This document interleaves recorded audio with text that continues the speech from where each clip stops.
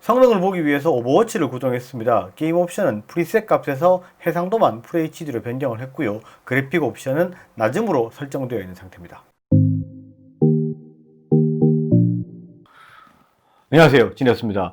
타이거레이크 CPU가 장착된 노트북들이 많은 브랜드에서 출시가 됐죠. 그런데 각 브랜드마다 또 그리고 리뷰를 하는 리뷰어들마다 이 제품을 대하는 온도의 차이가 너무 심한 것 같아요. 어떤 분들은 뭐 완전히 폭망했다, 이거 못 쓴다 이렇게 말씀하시는 분도 있고, 어떤 분들은 굉장히 잘 나왔다, 또 어떤 분들은 르누아르 CPU와 견주어 볼만하다 이렇게 말씀을 하시는데, 이게 제품이 정확히 나오기 전까지는 저도 알 수 없을 정도 수준으로 리뷰의 온도 차이가 너무 심하다 보니까 이거는 정확히 제품이 나오고 나면 그 제품을 테스트하고 난 다음에 리뷰를 좀 정확하게 해야 되겠다라는 생각을 했습니다. 그래서 제품을 가지고 왔고요. 이 제품은 ASUS X513EA BQ493이라는 제품이고요. 제품의 정확한 사양부터 확인을 하고 나머지 이야기를 이어가도록 하겠습니다. 비보북의 기본형 모델인 X513 모델이고요. 정확한 모델명은 X513EA BQ493입니다. CPU는 인텔 11세대 타이거레이크 i5 1135G7이고요. 메모리는 8기가 온보드 타입에 1개의 추가 슬롯이 있어서 16기가로 업그레이드가 가능합니다. 그래픽카드는 타이거레이크의 자랑인 Xe 그래픽카드가 탑재되어 있고, SSD는 NVMe 512기가입니다. 모니터는 15.6인치의 FHD 해상도를 가진 NTSC 45%의 250니트의 광시야각 패널입니다. 와이파이 6를 지원하고 배터리는 42Wc를 가지고 있으며 무게는 1.8kg입니다. 이 제품의 판매가는 리테일가 기준 76만 9천원입니다. 스펙은 보신 것처럼 인텔 i5 1135G7 타이거레이크 CPU가 탑재되어 있고요. 메모리는 기본 8기가가 온보드로 되어 있고 1개의 추가 슬롯이 있기 때문에 16기가로 확장이 가능합니다. 그리고 그래픽은 내장 그래픽인 인텔 Xe가 탑재되어 있고, SSD는 NVMe 512기가고요. 모니터는 15.6인치 NTSC 45% 패널에 밝기 250니트짜리 패널입니다. 패널은 조금 더 아쉬울 부분은 있을 수 있는데, 요 등급 정도 수준이면 그냥 보통 일반적으로 탑재되는 패널이라고 보시면 되고, 실제로 측정을 해보면 중앙 밝기는 260을 조금 넘어가고요. 전반적으로 봤을 때 240니트 후반 정도 수준, 조금 덜 밝은 쪽 위쪽 같은 경우에는 230니트 후반 정도 수준이 나왔습니다. 이 정도면 거의 일반적인 250니트짜리의 패널이다 라고 보시면 무난할 것 같고, 패널 같은 경우에는 굉장히 높은 수준의 패널은 아닙니다. 그리고 사양은 이 정도로 살펴봤는데 나머지 궁금한 것들이 있죠. 성능이 어느 정도 수준 나오느냐, 발열이 어느 정도 수준이냐, 게임이 돌아가느냐, 그리고 이렇게 구동을 해봤을 때 팬 소음이나 이런 부분은 어느 정도 수준이 되느냐, 그리고 제품의 스피커가 좋은 게 탑재되어 있는데 어느 정도 소리가 나느냐, 이런 것들 디테일하게 한번 알아봐야 되겠죠. 하나하나 알아보도록 하겠습니다. 먼저 CPU 성능부터 알아보는 게 맞겠죠. 인텔 i5 1135G7은 AMD의 R5 4500U와 대응이 되는 모델이기 때문에 시네벤치 R20으로 멀티코어 점수 기준으로 테스트를 했습니다. 그런데 UM425iA와 비교를 했기 때문에 그놈은 16기가 듀얼 채널입니다. 그래서 이 제품의 메모리를 8기가 추가를 해서 듀얼 채널인 상태로 계속해서 테스트를 진행을 했습니다. 점수를 먼저 보시면 R5 4500U의 16기가 메모리를 가지고 있는 UM425iA의 경우 2001점을 기록했고, i5 1135G7의 16기가 메모리로 테스트한 X513EA의 경우 2179점을 기록했습니다. 여기서 주목할 부분은 R5 4500U는 최대 전력 34.64W의 최고 온도 91도, i5 1135G7은 최대 전력 40.86W의 최고 온도 94도로 기록했습니다. 성능이 조금 더 높은 만큼 i5 1135G7의 전력 소모가 조금 더 많았습니다. 시네벤치 스코어로만 놓고 봤을 때는 인텔이 조금 더 앞서고 있습니다. 10나노 슈퍼핀 공정이 아무래도 조금은 이제 예전보다는 많이 개선된 부분을 보여주는 것 같습니다. 2100점의 후반 정도 수준이 나왔기 때문에 성능상으로 봤을 때는 한 8% 정도 수준이 조금 더 높게 나왔어요. 그리고 온도 같은 경우에는 둘 다 시네벤치를 돌렸을 때는 90도가 조금 넘었습니다. 그런데 그렇게 보셔야 될 부분이, 이게 시네벤치 같은 경우에는 CPU만을 갈구는 프로그램이기 때문에 상시 이렇게 90 90도가 넘어가지는 않습니다. 일반적으로 우리가 사용을 할 때. 그렇기 때문에 이렇게 높게 나오는 것은 CPU만 벤치마킹을 하고 있기 때문에 이렇게 나온다라고 보시면 되고, 실제로 구동을 했을 때는 그렇게 많이 온도가 올라가지는 않으니까 이 부분은 단순 참고용으로 보시면 될 것 같고요. 그 다음은 그래픽카드를 한번 봐야 될 것 같은데, 그래픽카드 같은 경우에는 파이어 스트라이커나 뭐 타임스파이를 돌려보는 것보다 그래픽카드만을 테스트할 수 있는 프로그램이 있죠. 슈퍼포지션을 돌려봤습니다. 슈퍼포지션으로 어떻게 테스트가 되는지 한번 확인을 해보도록 하죠. i5 4500U의 16기가 젠북 UM425 IA의 경우 1954점을 기록했고, i5 1135 G7의 16기가인 X513EA의 경우 1908점을 기록했습니다. 약간의 오차는 있지만 오차 범위 내에 비슷한 성능이라고 보는 것이 맞을 듯 하고요. 최소, 최대 평균 프레임도 1프레임 이내 수준으로 거의 비슷한 정도의 성능을 보여주고 있습니다.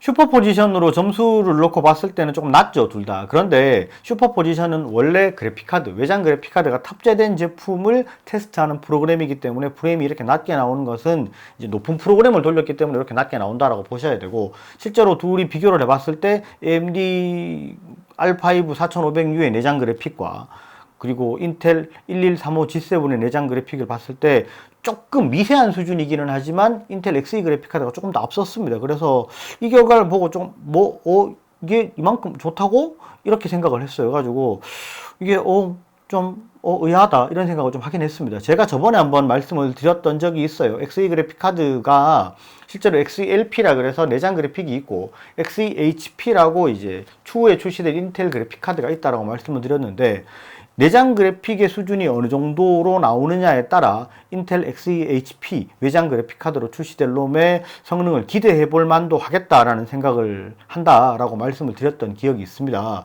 이거의 결과를 놓고 봤을 때는 인텔 외장 그래픽이 생각보다 괜찮게 나올 수도 있겠다라는 생각을 좀 했습니다.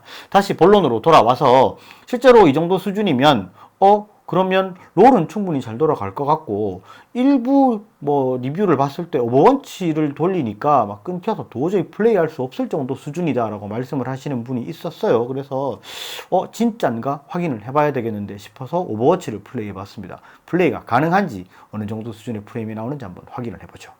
게임 옵션은 프리셋 값에서 해상도만 FHD로 변경을 했고요. 그래픽 옵션은 낮음으로 설정되어 있는 상태입니다.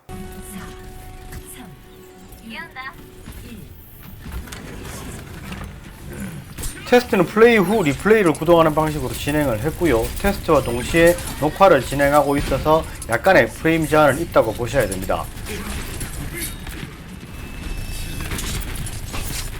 평균적으로 50프레임 이상을 유지를 하고 있는 모습을 보실 수가 있고요. 순간 최대 프레임은 80까지도 기록을 했었습니다.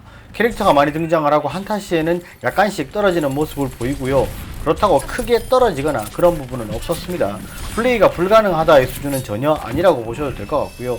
옵션을 낮음으로 하여 플레이를 하면 많이 불편한 수준은 아니라고 생각되는 정도의 플레이는 충분히 가능한 수준입니다.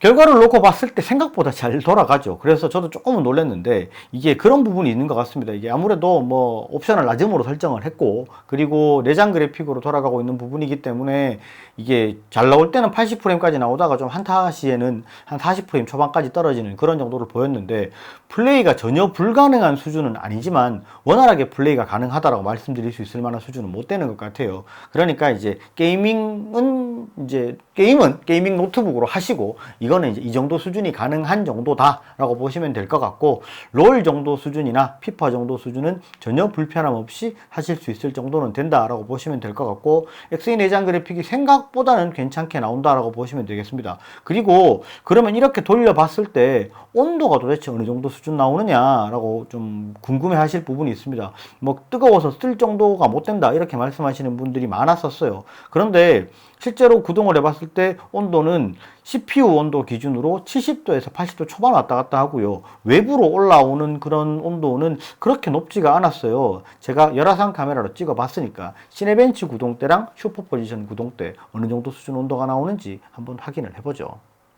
시네벤치는 CPU를 많이 괴롭히는 프로그램이기 때문에 CPU의 온도가 조금 더 많이 올라갑니다. 지금 보시는 영상은 최고 온도가 94도까지 올라갔을 때의 외부 측정 온도입니다.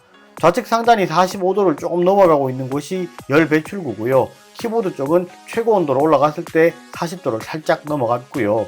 열 배출구의 최고 온도는 50도 정도로 나왔었습니다. 다음은 그래픽 테스트인 슈퍼포지션을 구동할 때입니다. 시네벤치에 비해서는 배기 온도가 10도가량 더 낮은 것이 확인이 되고요. 키보드 쪽의 최고 온도는 36에서 37도로 사용하기 불편한 정도 수준은 전혀 아니었습니다. 그리고 이 제품은 하만 카돈 스피커 튜닝이 적용이 되어 있죠. 스피커 소리도 한번 들어보도록 하겠습니다.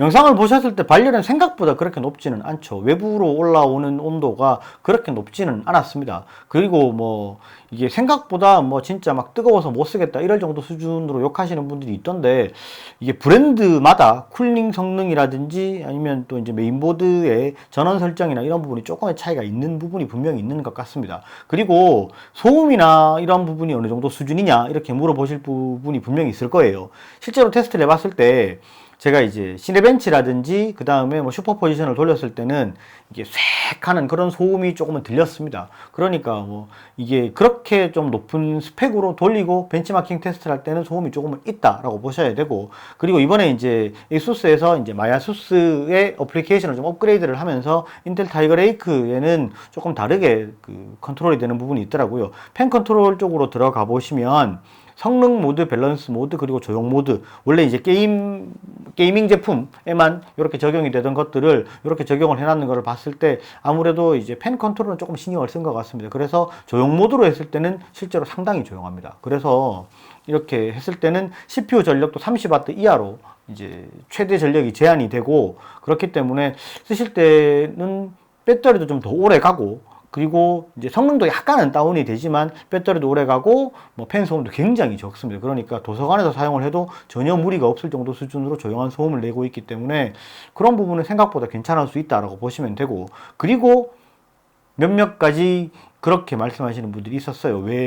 외국에 있는 리뷰어들이나 그리고 국내 리뷰를 보면 이게 저전력 CPU라고 하기에는 이게 배터리라든지 이런 부분을 너무 많이 먹는다 이렇게 말씀을 하셔가지고, 그러면 이게 우리가 영상을 봤을 때 어느 정도 수준까지 플레이가 되고 몇 시간을 볼 수 있느냐, 사용기간이 얼마나 되느냐 굉장히 궁금하실 수 있는 부분이잖아요. 그래서 제가 테스트를 해봤고요. 조금 긴 시간 테스트를 했습니다.